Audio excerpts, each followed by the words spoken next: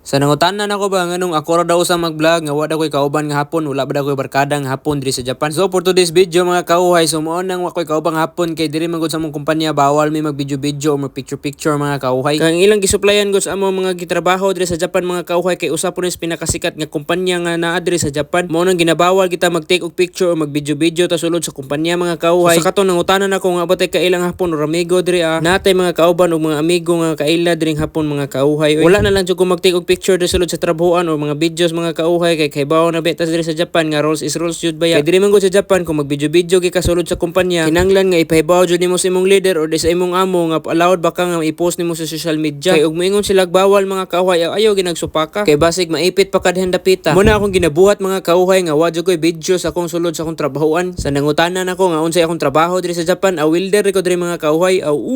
Muna karong adlaw nagluto na lang taani diri wa ni kaubang hapon kay kita ra man naginusara diri sa atong balay diri hulat-hulat ang tagtaod-taod later mga kaway kay maluto na niya atong gisugba diri pertig piti sinugba unsa man imong sinugba nga man ay uling syempre high tech guning Japan mga kauhay di ba may bulong mo nga nung duha ra ni akong giluto budget ra ni mga kauhay kay good for 1 week ba ning pagkauna para ma-budget gig 1 week simot-simoto na lang siguro ni din kaon lang kagkanong daghan